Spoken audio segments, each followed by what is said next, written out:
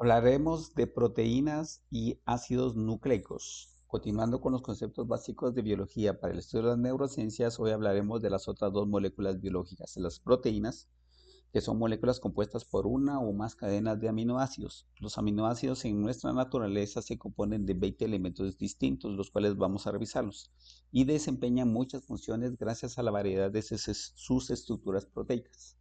Una de las funciones o varias de las funciones que podemos mencionar, por ejemplo, es que las proteínas van a ser partes estructurales. Por ejemplo, van a ser parte del colágeno de la piel, la queratina, el cabello y las uñas.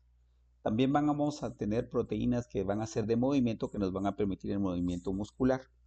Unas van a ser de defensa porque van a ser parte de los anticuerpos del torrente sanguíneo.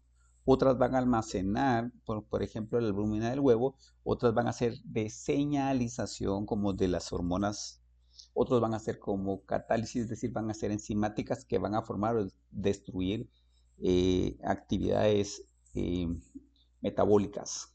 Por ejemplo, cómo se libera o la amilasa puede liberarse para formar ATP. Sin embargo, una estructura importante de una proteína es entendible cuando se compara con otras estructuras. Esta la tiene más compleja. Tiene un grupo variable llamado grupo R, tiene un grupo amino y tiene un grupo carboxilo y un átomo de hidrógeno que permite esa configuración especial. Entonces las proteínas con su grupo R van a ser distintas. Tenemos varias proteínas que van a formar esto. Aquí es el ejemplo de cuáles son las proteínas que tenemos. Tenemos las proteínas que se forman por aminoácidos y son 20 aminoácidos que están. Tenemos histidina, arginina, tenemos aspartato, glutamato, glicina, serina, etcétera, etcétera. Y vamos a entender que muchos de estos van a ser hidrofílicos, solubles en agua, ya que su grupo R son polares. Esta es una gran variedad. Esta es una de las moléculas biológicas más interesantes que tenemos, con grupos R no polares que son insolubles en agua.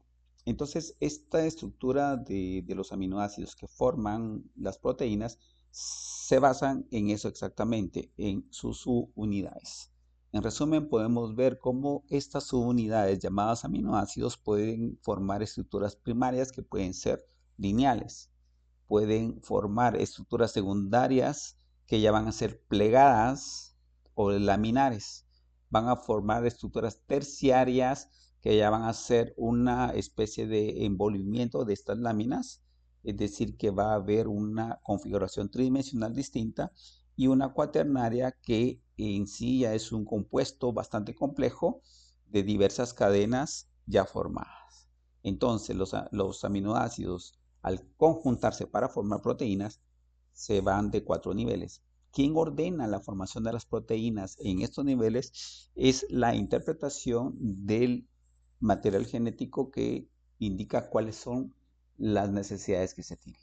Aquí, por ejemplo, vamos a ver qué proteína es la que se adhiere el SARS-CoV-2. Es decir, es importante porque mucho se discutió de eso. Para solamente resumir, decir que, por ejemplo, la proteína AC2 es la que acepta la proteína del coronavirus, y que se dice que los niños no tienen mayor desarrollo de esto precisamente por eso es que a ellos no les afecta tanto, ¿no?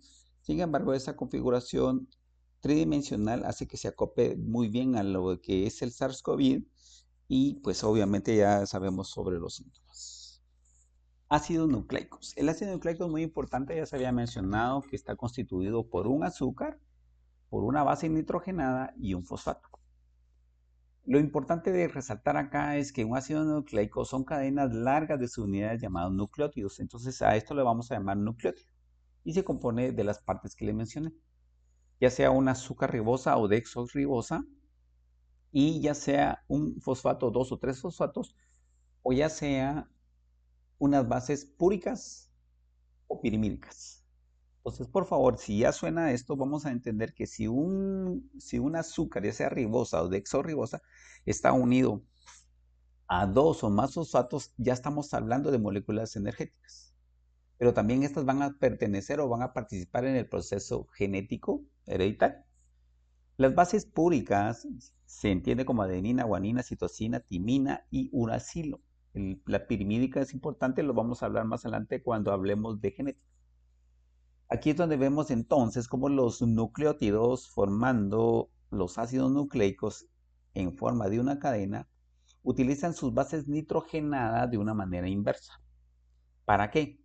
Para que a través de puentes de hidrógeno puedan conectarse entre sí con sus bases. Aquí podemos ver la molécula de azúcar con su base nitrogenada timina que se une a su componente adenina en su azúcar y va en una versión de 5,3.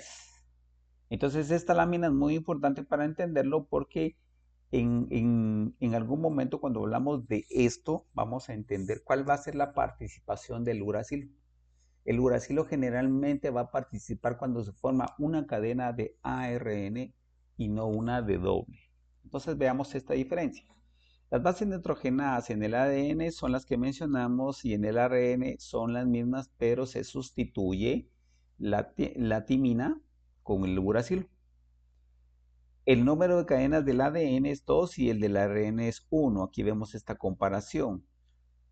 Generalmente están ubicadas en el núcleo del cromosoma, en las mitocondrias y en el citoplasma, el ADN, pero el ARN tiende a salir.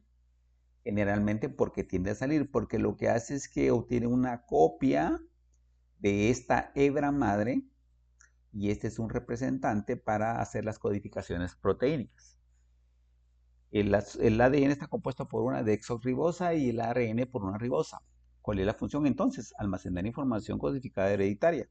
Y el ARN entonces es la transformación la transforma, o sea, es decir, obtiene esta información para transportarla y convertirla en la génesis de las proteínas a partir de los aminoácidos. Como vemos en este caso, el ácido nucleico también participa en la formación de la molécula energética. Por eso es que un nucleótido que tenga un solo fosfato, como lo vimos anteriormente, al ir adquiriendo más fosfatos, ¿sí?, va a producir una molécula llamada trifosfato de adenosina. Y este trifosfato de adenosina generalmente va a producir energía, va a liberar energía. Sin embargo, esta molécula, al desprender un elemento de fosfato, se queda libre y dispuesta de nuevo a llenarse de un tercer elemento.